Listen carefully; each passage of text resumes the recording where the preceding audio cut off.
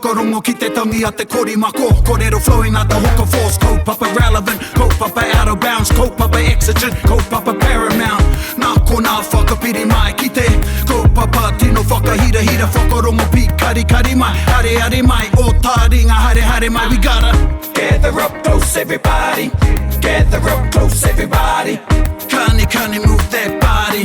Kani move that body. Tēnei anō te rere o ngā mihi. Kia koutou i runga i ngā hau angiangi o te wā o tira ngā hau pāru. E rere nei e nei rā o te waru o te iwa. Tēnā koutou. No mai hoki mai. Welcome back. Geez, I sounded quite formal in there. It was quite a... It was a bit of a wakahuia opening. Oh, yeah, it was. You know, It sounds so serious. but Te mutunga mai o te O kawa. serious. O kawa, yes. o te serious. Hoi anō e te iwi nau mai hoki mai, anei anō mātou e mihi nei, anei i te pū ki auahi bustling metropolis o Te Awamutu, anei i ngā parihau o te wānanga o Aotearoa. Tēnā koutou. And you know, it's time for a kiwaha.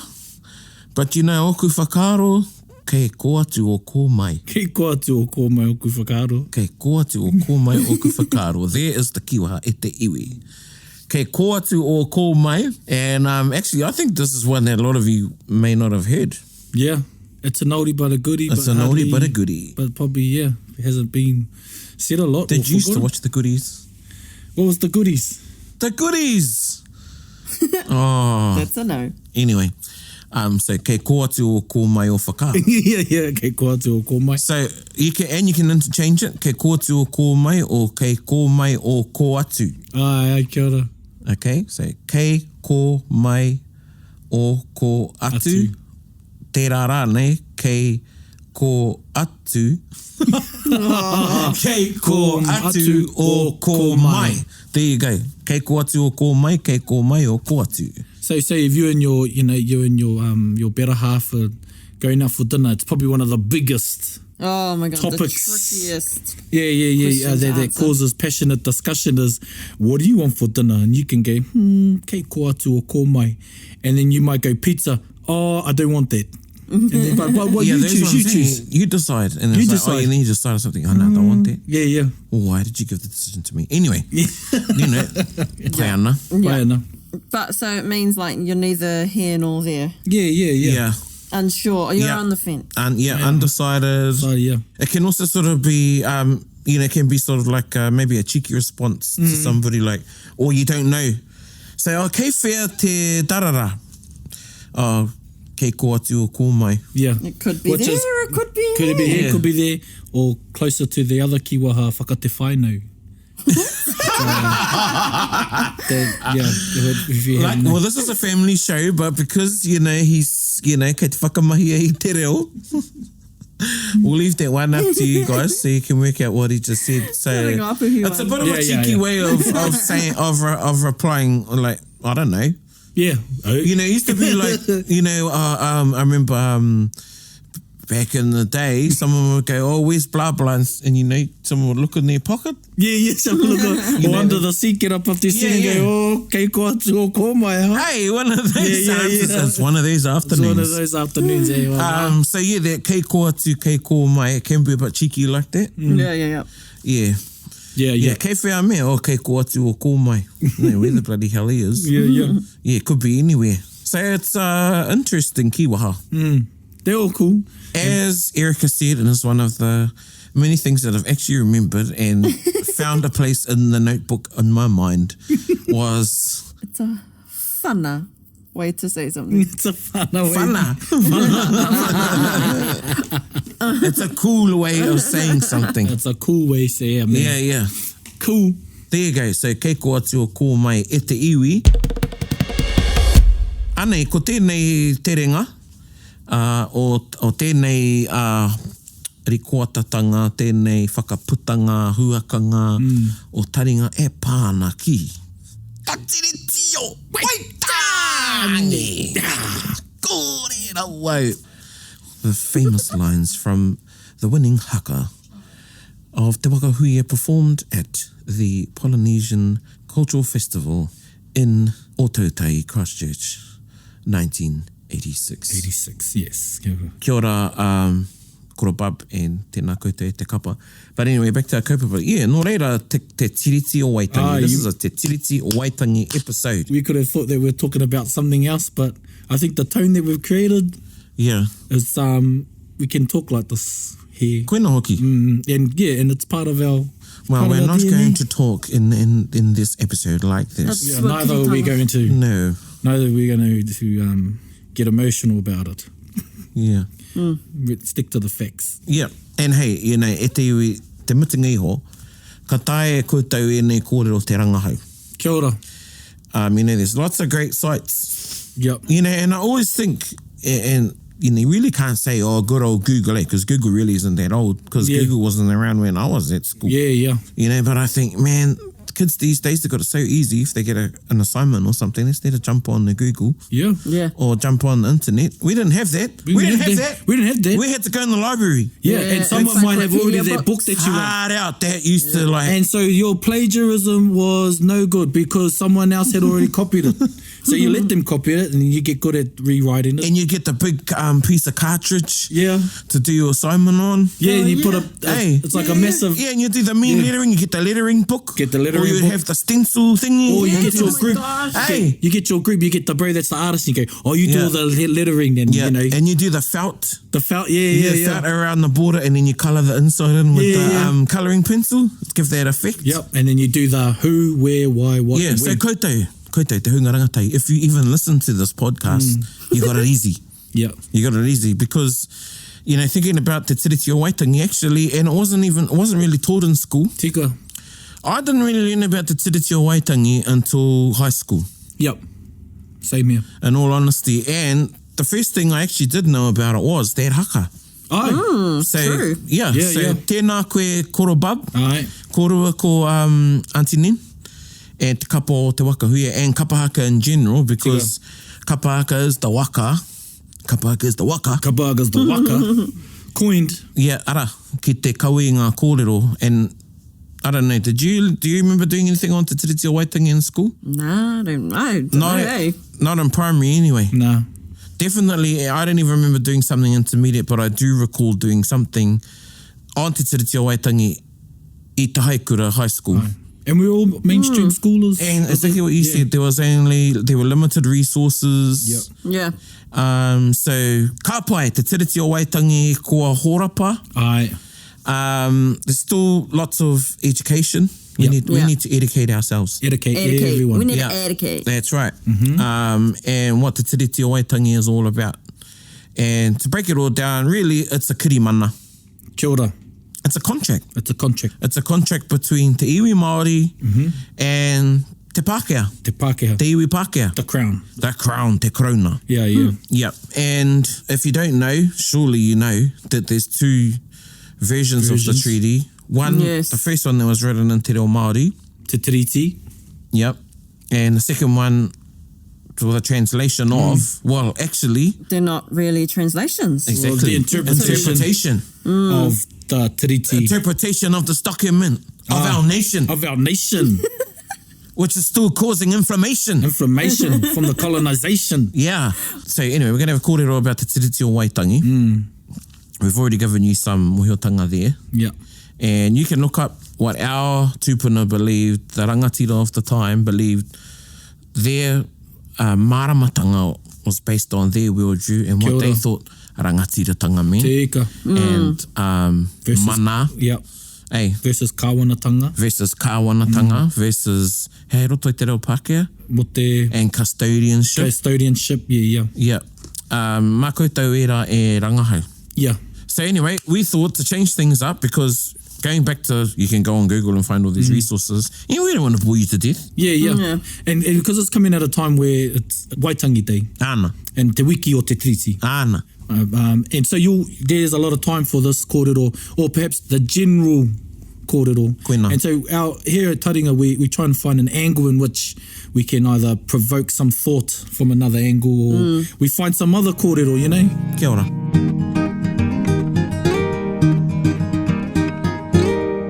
So we challenged ourselves last week when we decided we were going to do, because it's sort of, and no tātou te he, ne hoa mā, the past couple of years we've sort of like, oh, Waitangi's here. We should have done Waitangi something.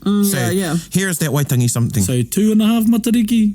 Ana. 2.5 matariki with korata. You may have noticed I've been saying a lot of ana. It's because I was on the river for 2 weeks. And that's one of the kiwaha we use on the river. We use it. Nō reira, to change things up, us three, mātou toko toru nei, we said to one another that we were going to come back with some questions to each other. Yep. Right. So we're going to start that off right now, and I'm going to ka whiua e au te tuhiro, kupuho. Kupuho. So tuhiro e te iwi is an alternative word for pene, and the tuhiro is the quill. The quill. Quill. Or as Erica said, the feather pen. The feather pen. Well, that's a fun way. That was recorded. Literal way. The feather pen. The feather pen. So anyway, if you are na kupuho, te tuhiro, and it's quite alright to use that in today's language. Miro toi te reo nāne. Quite fitting for today's kaupapa. Ana. Kei ako e hoa, you ask us the first pātai. Okay, the first pātai. Ooh, and this is sort of like patapatai. Ane anō he kupuho. Aye. Quiz. So we've got our treaty quiz. Kairoro. Kairoro. Kia ora. Kairoro. Kupuho. New word kairoro, which means quiz. Okay. Yeah. Che. So kairoro. Ane, kei a koe, bro. Ane, te pātai tuatahi mo te kairoro. Where was te Treaty of Waitangi signed? Dum, dum, dum. Is this a trick question? I feel like I'm getting sweetie like Kei koatu o ko mai.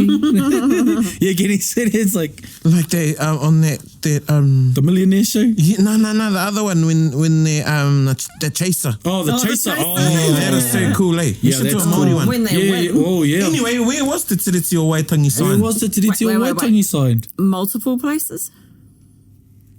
Yes. Yeah, is this really was this a trick question? Are you trying to be funny? Well, yes and no. Kei koatu o ko mai, te pātai. Yeah. No reira kei a koutou te tikanga. Kei a tātou. Actually, it's a blinking good question. First signed in Waitangi, and then they kind of took the different copies of it around the country? Yeah. Kia ora. Something to that extent. Yeah. Yes, well, this is also, it's a great question. Yeah. Yes. So we've got it half right. I'm on her team. So we're both on the same team. I feel like we weren't on the same team now. Now we're on the same team. So the date it was signed, the 6th of February. 1840. So that was what we celebrate as Waitangi Day. Yep. As it was. What's the first day of signing, right? Oh, okay. First day of signing. First day. Okay. It was the first day of signing, and it was in Waitangi. Yeah. So before there was pai here, it was all a Waitangi, or te ti. Right. So that's the old name? Or the classical name for that? Classical name, to my understanding, it was either te ti or Waitangi. And this is in... And this is before Watties made sauce. Right. Yeah, because there was no pie here. Anyway. Yeah, so to my understanding, Waitangi was the first place. And then on the 12th of February, which is very significant for my whānau on the Hokianga side, it was taken to Mangungu Station and signed there as well. So 6 days later? 6 days later. Wow. Mangungu Station. 12th of February. Okay, let's test one another, Erica. Remember these dates. Okay. So 12th of February. 12th of February. She's like, gave me this look like kei koatu o ko mai. Mangungu Station was one of the first Mangungu Station. missionary Do you have all of them? Nah, because there's too many. There was there. Then they went down to, they got to Waitemata. Yeah. Hobson. What's his full name?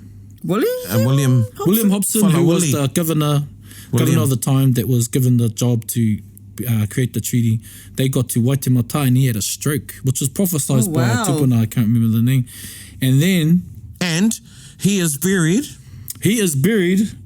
in the Urupa on Simon Street. Simon Street, K Road. And I visited his grave not long ago. Well, actually, i tūpono atu au. Oh, ne. And because it's down under the bridge, eh? Yeah, I thought, I'm going to go for a walk. I was staying at the used to be the Langham Aye. for the Te Reo Awards. And I thought I'm going to go for a walk because the afternoon crossed the road and didn't know I was in Urupa, but I was fine. And as I was walking through there, I stumbled across his grave. Yeah, that's who he was. He passed away in Auckland. Passed away in Auckland, and then the job was given to Willoughby Shortland, who took it to Kaitaia after that. So, and you're talking about the time of the steamboat and horse, and so they go. So no, they didn't even have steamboats then. They didn't even have steamboats then. I don't think so. I don't think they had steamboats in 1840. So there you go. They had them by like 1870. But they had the time grey was steam power was later on, maybe. So and so Waitemata, Auckland, Hobson has a stroke, and so Willoughby Shortland is given the job to carry it on. He ends up in Kaitaia, 28th of April. So, of the same year? Of the same year, 1840, goes up there and then has gets signatories, and then I think 4 months later. And then I believe, and you can research this is all online, they end up back down to Manukau Harbour. Yeah. So they went there, and there. Yeah. And because they said, we need more signatures. We need more to... Okay, now, by now, did they have a different bit of paper? So they call it the Waitangi sheets. Kia ora. And I think then, by the time I got to Willoughby, they added another piece on for signatories. Right. Yeah, so it hadn't reached another sheet because they called them the Waitangi sheets, and then there's the Thames sheets and whatnot. But you can look at this online. So that's as far as I know. And I know it went to other places. And correct me if I'm wrong, but I believe there was a signing on Fovo Strait. Yes. Yeah. On the water. Yeah. Yeah. Well, and a lot of the South Island wasn't needed because it was under the doctrine of discovery because it wasn't inhabited. Yeah. And so, but there was a place on Fovo Strait. They met in the water. Yeah. In Fovo Strait, there was a signing down there. And that's a rough strait. Yeah, so I believe that's the most southern signing. Is that the strait between... the Bluff and Stewart Island? Yeah. Oh, okay. I didn't know that. Māori, koe te... Te Arakewa. Te Arakewa. Koina, Te Arakewa. Yeah. And then there's various other places around the motu, and a lot of it was coastal because it was easier to circumnavigate than to go inland. I'm glad you didn't say circumcise.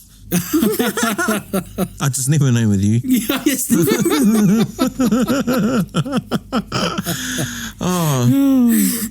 Well, that's cool. Yeah, and so that's what I know. But I come from the north, and so I come from the north.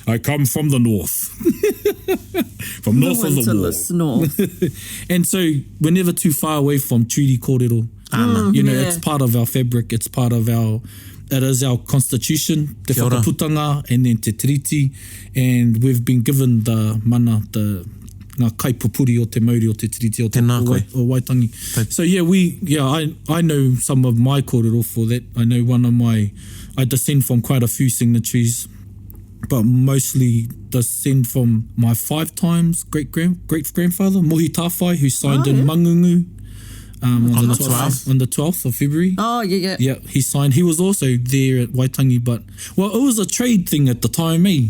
Yeah. You have to look at the current landscape. So context. The context, yeah. And Waimate, you're looking at middle ngāpui between Hokianga and Bay of Islands, but Bay of Islands, that's where the trade was going. So it was almost a trade thing as well because they needed Pākehā on this side, either to secure their trade lines, to secure them from other... some from America, you had French. Because French was trying to take over as there was also a religious struggle as well. Yeah. And it was quite a big thing if you look up Article 4. Yeah, and so he signed there. Tamati Wakanene and his brother Patuone were there in Mangungu Station. They also there in Waitangi. So what they've done was they've come back to the Hokianga side because there's trade on there, but because the waters are easier on the east coast, there's more trade there. So they, it's that type of thing for trade. Yeah. But what my tupuna Mohi Tāwhai said, he said, ko kupu ka manu pēnei te whau o ngā kupenga. Ko mātou kupu ka tōtohu pēnei te kōhatu. So he says, your words will float to the top like the foe of the kupenga. Our foe is a light wood that would float, and you use them on the tops of kupenga. Kind of like buoys. Yeah. They'd use as buoys on Poito. Kupenga. Yeah, poito, yeah. And ko mātou kupu ka tōtohu pēnei te kōhatu. So, and our words will sink like the rock. with the stone. And so I thought, oh, well, that means that we have more, our kupu have more weight. But there's another part at the end of that talks about our words won't be seen, only yours will be seen floating on the water. So it's kei koa tu o kōmai o ku whakaro mo te, mo taua kōrero. Yeah. And so that's cool. What I know. I've heard that kōrero, I didn't know nā wai. Yeah. So nā tō tupuna. Yeah, That's nā really patu cool. hohepa I ki. And this is all, you can see this, a good program, Mike King hosted it was called Lost in Translation. He follows the treaty around all of New Zealand. True. And it goes to all the various places where it was said that the treaty was signed. Do you know how many rangatira from Ngāpuhi signed it?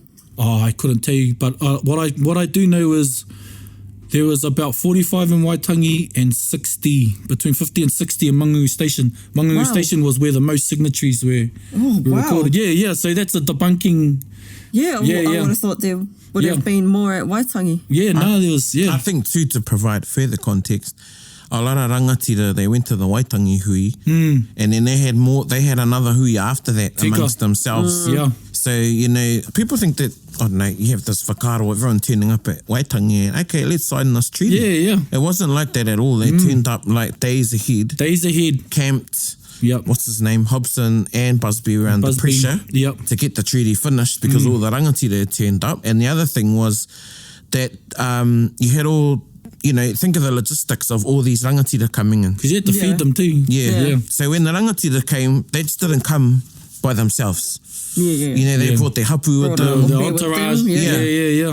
So the peoples of Waitangi were feeling the pressure of looking after hosting this big hui. So those are the things you got to take into context as well. Probably all of the rangatira that were fronted were from up north. There's another according to, I'm trying to find the kōrero, and if you know too, is Tuku Kinu Te Hiuhiu was there. Oh, okay. And there was meant to be a taonga that was exchanged. I can't confirm whether he signed there or at all. But it seemed that he was at Te Hiuhiu Tūkino. Tūkino. So you got Busby, and he's got te reo, but he's not a translator. He's got his translator's license or anything. And there wasn't any consultation with the translation of the treaty. He was pretty much just consulting with himself, and I don't think Hobson knew how to speak te reo. No. So well, he was taught the famous he iwi ko tahi tātou. He was taught to say that after they'd signed. He iwi tahi tātou. I think he did say. I don't know if it was ko tahi. But anyway, just to provide some to those of you e whakarongo ana me tātou, just to think, there was a big hui. And then say that the hui in Hokianga, I can imagine after Waitangi, the word would have went out. It would have been spreading. We're having another one in Hokianga, and all the other ones would have went there. Plus a lot of the ones that would have signed would have went to Mangungu as well. A lot of them signed, but some of them re-signed, just like redrawing over the ink they did. Okay. It was just a mana thing. Me pūrua te moko. Me pūrua te moko. Koia hoki. So it sticks. Another interesting thing I found was there were a lot of Pākehā that were amongst Māori at the time. They had taken on the lifestyle of Māori and the law, the LORE of Māoridom. And in particular, there's a man named Jack Marmon. They call him Jack the Cannibal because he partook in the warfare and the activity that brings the spoils of war. So he was called Cannibal Jack. And he challenged Hobson. He challenged them, because they're escaping the British colony. They came to New Zealand and they could escape the class system that was there. Right. And so they had adapted it, and they sort of knew what was coming. They were going, can you promise this? And so there were a few Pākehā, there were, especially in Horeke and around Hokianga, who had assimilated into Māori life, and they were on that side too. True. It's pretty interesting, the small kōrero around the treaty at the time. See, very interesting. Ka pai. We haven't even got to like the other places yet. Well, that was your pātai. That was my pātai. So and then we got to leave some stuff out there for koutou. Taringa ki te rangahau, so you can rangahau those other places that the treaty was taken to. Me whakarongo pi kari kari. Okay, kei a koe, Erica, we're going to go boy, girl, boy. All right. So what do you think the population of Māori was compared to settlers at the beginning of 1840? Oh, there was more Māori than Pākehā. There's more Māori right up until until Parliament, eh? I can't give an approximate. Oh, there was about 2,000 settlers countrywide. I have no idea. So I'm you not got gonna 2,000 I'm not even going to take a a few stab. 100,000 Māori. So this is Yeah, 18. yeah, you're pretty much right on. Yeah. Say this was 200,000? It was estimated there were just over 100,000 Māori, and then there were about 2,000 settlers. Right. But by the time of 1850, so 10 years later, they were equal. Yeah, New Zealand Company. Imagine out. all those people Within coming 10, in. Yeah. 10 years. So within 10 years of the treaty, Yeah. there were 100,000 more settlers. So Yeah. they equaled the population of Māori. So they're the first lot of immigration. Yeah. Yeah. Yeah. Yeah. Yeah, and well, this was the document that they gained entry into. Yeah, Aotearoa. yeah. It was kind of like their Yeah. waharoa. Yeah, and if you think Exactly. of it too, you know, the first settler population, they were settlers, they were whalers, and there was a bit of lawlessness, eh? And so Māori wanted their their queen to govern their people in Māori lands, you know what I mean? Yeah. And so, yeah, that was one of the reasons why they say, hey, you need to sort out your people. They're going against our tikanga and kawa and stuff like that. Oh, this leads me on to something else that I just read about, the 3 principles. Yeah, you're getting it. This is law now, LAW. Yeah, so but one of them, well, the 3 Ps, one of them was protection. Yep. So they would have been under the assumption that if they signed this, that they'll be protected by the unruliness of One of the their own articles, one of the articles, Exactly. they gained the right as British subjects under the Queen. Well, So, yeah. I remember James on the New Zealand Wars documentary, and Russell was the hellhole of the Pacific. Yeah, the hellhole was of the it? Pacific. Yeah. It was the. It was like the there was all sorts of debauchery. It was the that Vegas, went the Vegas of the really? the South Pacific. Yeah. on. Yeah. Yep. Oh my gosh. Yeah, it was lawless. It was, And so I just want to go back quickly when in the North, everyone decided to sign because it was about trade, right? Yeah. And then Hobson goes down to Auckland, to Ngāti Whātua, and they promise a safer place because it's too tumultuous up there. Yeah. So they bring down all the trade down Right. to Auckland. Ah, right. Because one, Ngāti Whātua, and you could probably say Tainui helped in Yeah. taking care of that area Yeah. because it was, you had the north end and the southern tribes, and so it became sort of this, and it was depopulated by certain things. But there was an easier place for trade, and it's still there now. You got the docks in Auckland, but so you had all these northern Ngāpuhi and northern chiefs signing for the hope of trade, and then whoever was down in Auckland goes, oh, come down here, it's better, it's safer. And they were like, actually it is. Yeah. Yeah. Kia ora. And so the first parliament from Russell to Auckland, That's right, because Russell was the capital, the first capital. yeah, for a blink. Yeah. Yeah. So I think, out there you can the history, but also the reasons. You look at the landscape of the time, what's happening. Yeah. Rawe.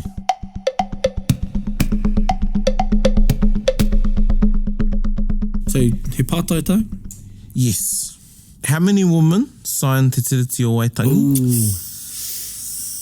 And I know some of you listening go, what? Women signed? I'm pretty staunch on this because now wahine get left out. Yeah, in yeah. the kōrero of the treaty Yeah. narrative. E whia nā wahine I hae nei Te Tiriti, and name one. Ah, yeah. Oh, Let Erica do it. Ah, yeah. Come on, Erica. I'm not sure about the number. Mana wahine. Yeah, I don't know the number. Give a stab. 41? I was going to guess around. Too high. I'm gonna okay, 22. Too high. Oh, what? My favourite number, unlucky for some. 13. 13. Oh, I thought it was more than that. I know. Yeah. I think it would have been, but because there was, I've heard of kōrero, and I remember reading that some, pending who had the treaty wouldn't let women sign it. Yeah, well, there was, that's another kōrero, and even land title where you had to take on the name of the husband in order to. Yeah. So I think that, he whakaro Pākehā. Yeah.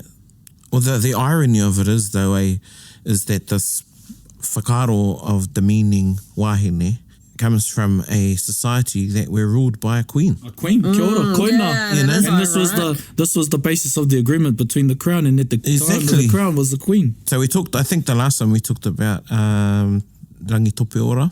Rangi tope ora. Oh. Che. So she was a signatory, and when she was baptised, no other name but the name of Queen Victoria would be, had the mana in her eyes. So Okay. she Yeah. was baptised Queen Wikitoria. Oh, really? Yeah, che. Yeah, and we had also some other famous wahine was Kahe Te Reo Te Rangi.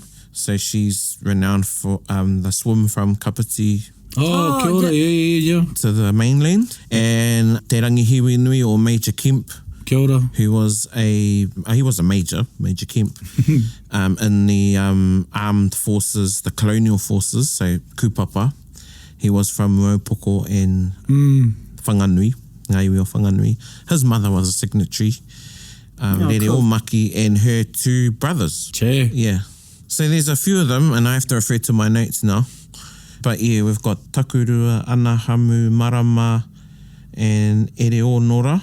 And those two, Marama and Ereo Nora, I think Ereo Nora was from Te Rarawa. Yeah, that's the one. Those two were tupuna of Kahurangi Whenakupa, Dame Whenakupa. Koroniria, Haunui, Kahe Te Reo Te Rangi, Pari Rangi Tope Ora, Kehu, Ngārau Re Kau, Rere. And these last two are Tainui, and they signed at Manukau. Kia ora. Ah, cool. Te heads, yeah. Hoana Riutoto and Te Wairākau. And Hoana and Te Wairākau are tupuna of Princess Te Puea, both Princess Te Puea and Tuaiwa Eva Rickard. Oh, cool. Kia ora. So, Yeah. Wow. yeah. That's pretty cool. Yeah. So, koe nā Yeah. takoha ki te I know a kaupapa nei. Did most people sign the Māori version, the Tiriti version, or? I know at the beginning, but then there were other versions that were taken around because they ran out of paper, so they rewrote. Yeah. Yeah, Yeah, so there's even slight variations. Slight there in variations. that reo. Oh, gee. yeah. But going back to Erenora, Erenora was the wife of Nōpera Te Pane Kareao. Pane Kareo, that's right. Yeah, and he was a big rangatira in Te Rarawa. And actually it was significant for him because, you know, when you get your rangatira to sign, ka huri te iwi, Yeah. you know, ka whai te iwi, ka whai te hapu. And she signed, Erenora signed, was because of her tapu.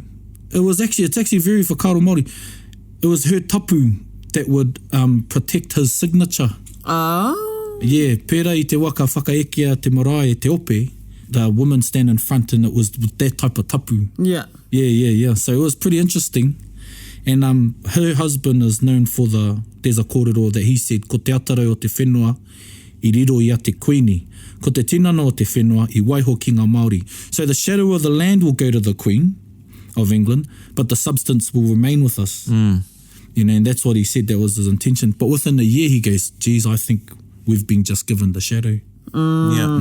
There's lots of poropiti and mataki. Heaps of poropiti. Yeah. Like the kōrero of Apere Hama Taonu. Aye. Yeah. What did he say? Koe uwhia te tiriti o Waitangi. I runga I te karao, yeah. Yeah. Ki te haki o Ingarangi.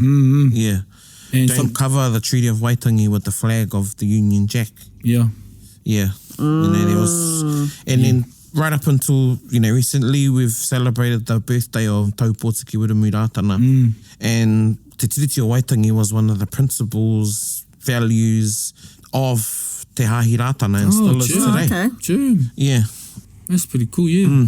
Because it goes on to say, it's only when it's consumed by the mites and the moths where you realise what's happened. You have to find the kōrero to that. What? So there was that Te Whakaputunga, the declaration one. Was that first? That was 1835, yeah. October, I believe, like 1835. Yeah. What was that one about? That was the rangatira who actually, there was a few rangatira that signed it, and that was declaring that they were an independent state, and New Zealand was an independent state. So therefore, a recognition of sovereignty.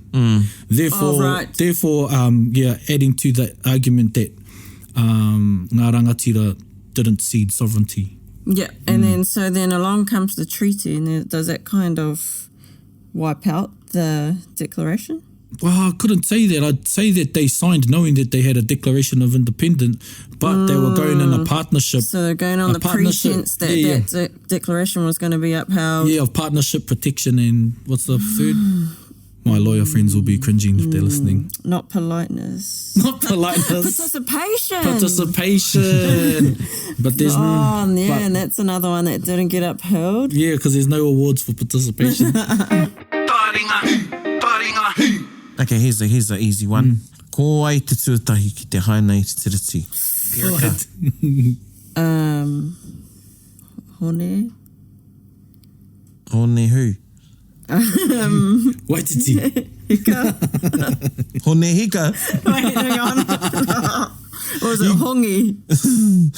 Nah. You got half of one right. Yeah. They're related. They're related. Yeah, is it the son of hongi? No. Oh, No, it's Hone heke.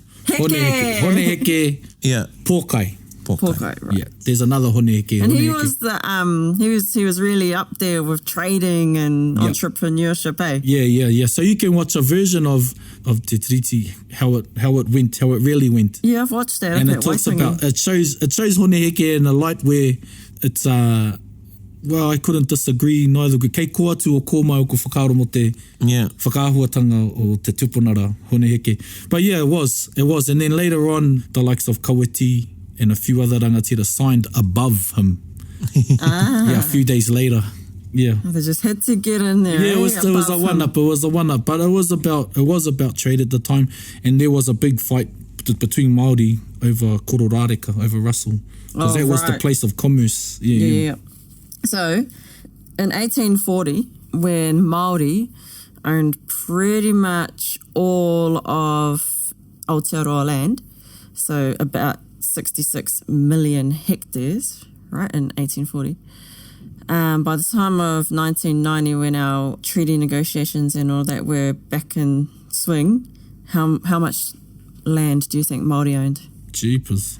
So it was 66 million hectares. Yeah, and Well, down to 3% or something?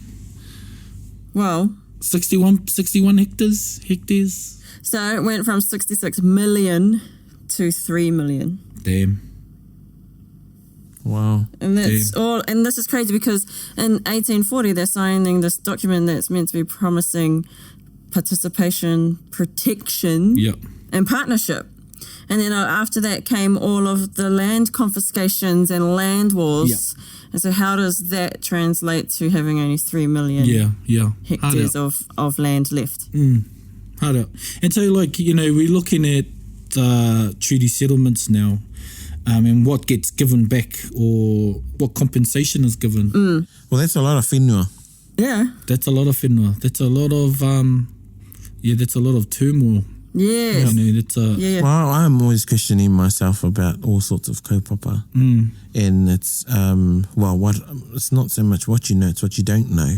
Kia ora.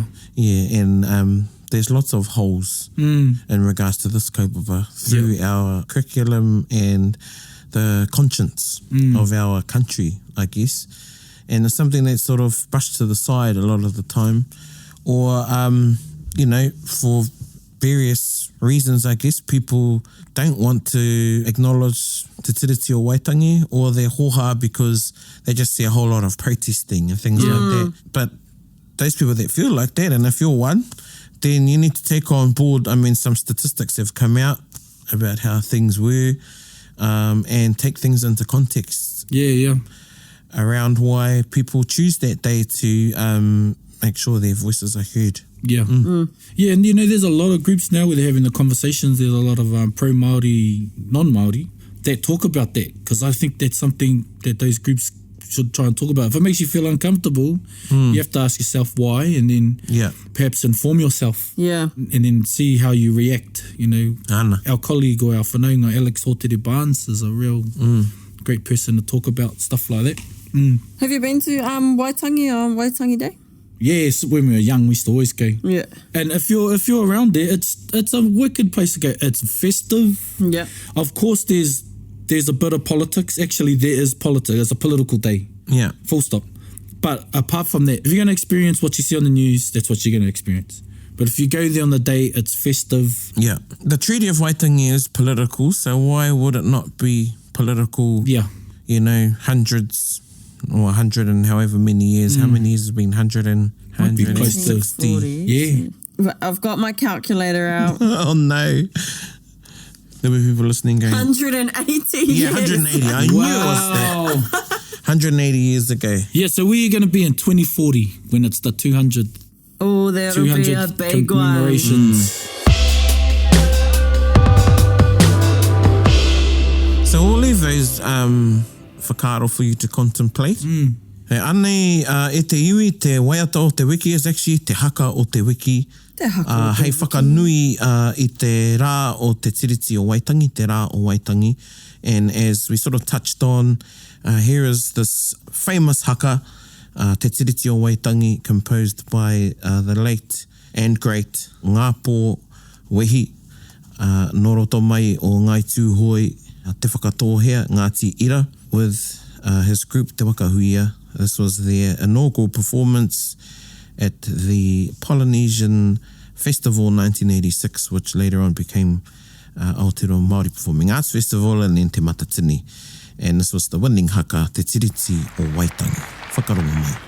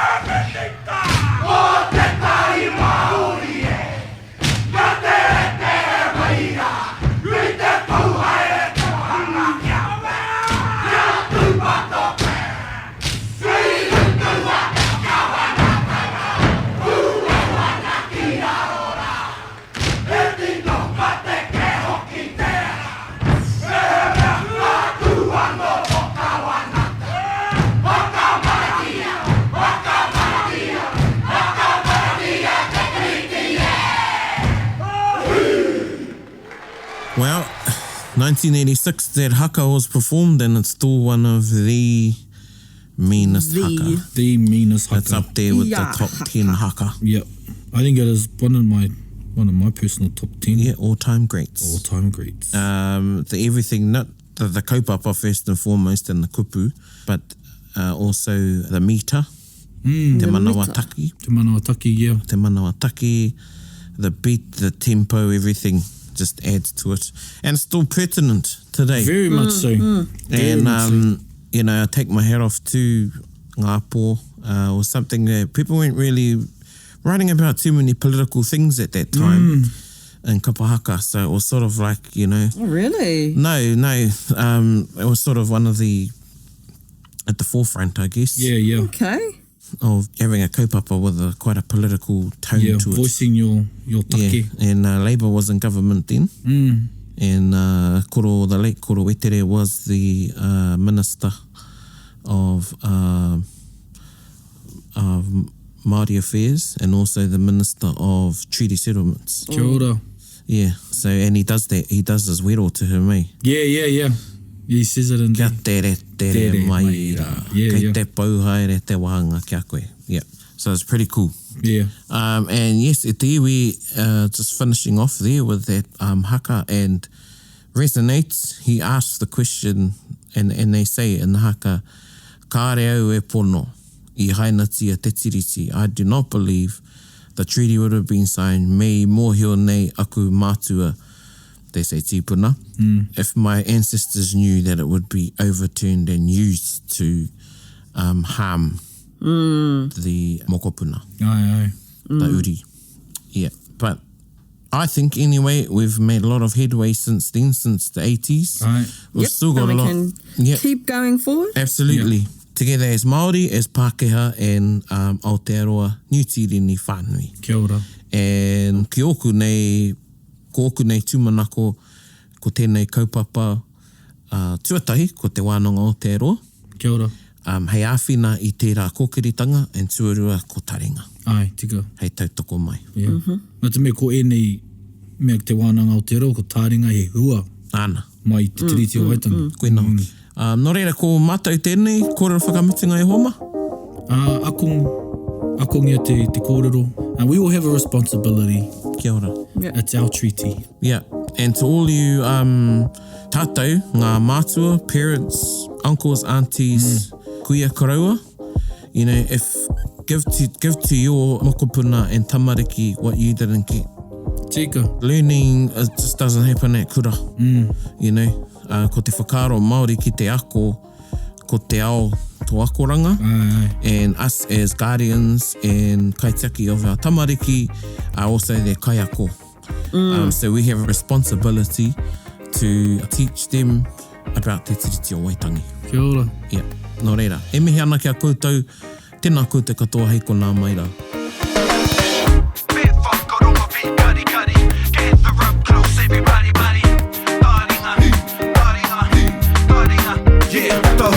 Yo, whakarongo ki te tangi a te korimako, kōrero flowing out the hook of force, kaupapa relevant, kaupapa out of bounds, kaupapa exigent, kaupapa paramount.